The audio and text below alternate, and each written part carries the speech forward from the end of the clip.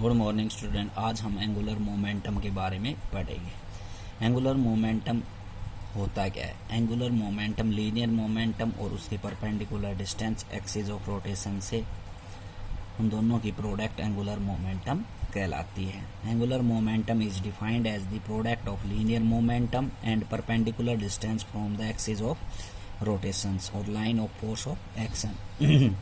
Angular momentum product होती है linear momentum और परपेंडिकुलर डिस्टेंस की from the axis of rotation से। एल से डिनोट किया जाता है। ये वेक्टर क्वांटिटी होती है लीनियर मोमेंटम पी से और परपेंडिकुलर डिस्टेंस को आर से। ये वेक्टर फॉर्म होती है और इसकी scalar form P R sine. तो इसका प्रूफ देखें। Let us consider a body is move about it axis, P B the linear momentum and R the position vector from the origin. अब X Y Z plane के अंदर, x Z plane के अंदर हमने कोई भी एक बॉडी मान ली। यहाँ पे इस बॉडी से वो इस अपने एक्सिस के चारों ओर रोटेट कर रही है, जिसका आर क्या है? परपेंडिकुलर पोजीशन वेक्टर ओरिजिन से। ठीक, जब ये पी बॉडी मूव करेगी तो पी को हम दो कंपोनेंट के अंदर तोड़ सकते हैं। एक तोड़ सकते हैं P cos theta, theta angle मान के, एक पी साइन थीटा। तो line of axis of forces, ये पी है, line of axis of the forces, या हम कह सकते हैं ये क्या है? Axis of rotations. ठीक, ये एक्सिस ऑफ रोटेशन से परपेंडिकुलर डिस्टेंस लेना है हमें, तो पी को हम पीछे की तरफ प्रोड्यूस कर देंगे और ओ से एन को मिला देंगे, तो वो परपेंडिकुलर डिस्टेंस हम कैलकुलेट कर लेंगे। कैसे? देखो, in triangle O K N हमने ले ली, तो sine theta O N upon okay, O K N, तो ओ के एन में ओके अपॉन में ओ एन हमने ले लिया। तो ओ एन की वैल्यू निकालेंगे तो ओके साइन थीटा, ओके कितना? R sine theta. तो ओ एन की वैल्यू कितनी आ गई? R sine theta. O N मतलब ये क्या हो गया? इस पी से परपेंडिकुलर डिस्टेंस, तो ये आ गया आर साइन थीटा।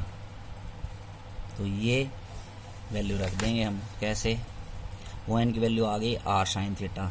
ठीक है, तो एंगुलर मोमेंटम का फार्मूला होता है linear momentum multiply perpendicular distance. तो लीनियर मोमेंटम पी है और परपेंडिकुलर डिस्टेंस क्या है? Line of action of force से ओ एन है, तो पी आर साइन थीटा।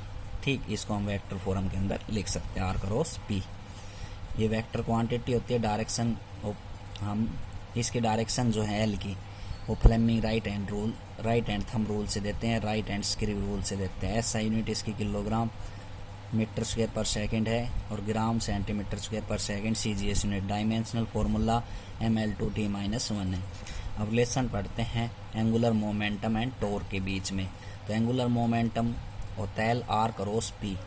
इसको हमने फर्स्ट मान लिया, इसको हमने सेकंड मान लिया, और इसका डिफ्रेंसिएशन करेंगे u इंटू वी का फॉर्मूला लगा के।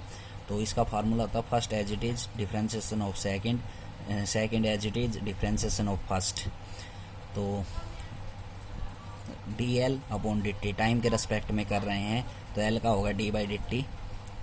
अभी first as it is means P as it is differentiation of second D R upon D T, plus में सेकंड एज इट इज और differentiation of first D P upon D T. U into V का हमने formula लगा दिया।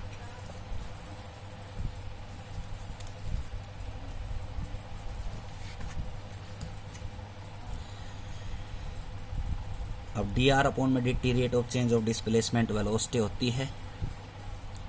तो velocity आ गई यहाँ पे इंटू में पी, प्लस में R, D P upon D T अपने पास है। अब वी, पी को मैं लिख सकता हूँ मास इंटू वेलोसिटी, प्लस में R D P upon D T. अब वी क्रॉस वी वेक्टर के अंदर वैल्यू 0 होती है, आई क्रॉस आई, जे क्रॉस जे, के क्रॉस के, ऐसे वी क्रॉस वी की वैल्यू 0 होती है, प्लस में आर डी पी अपॉन में डी टी बच गया अपने पास। तो D L upon D T बच गया अपना। R D P upon D T क्या होता है? Rate of change of linear momentum force के बराबर होता है। तो D L upon D T क्या हो गया? R cross F. और R cross F force into perpendicular distance torque होती है। तो D L upon D T किसके बराबर आ गई? टॉर्क के बराबर। एक कपल क्या होता है? Two equal and opposite force in magnitude but they are not line the on line by axis, they make a couple and produce torque. अगर दो फोर्स इस प्रकार से एक लाइन पर प्रेजेंट हो F1 और F2, लेकिन स्ट्रेट नहीं होने चाहिए, स्ट्रेट हो गए तो वो इक्वल एंड अपोजिट होंगे और कैंसिल हो जाते हैं।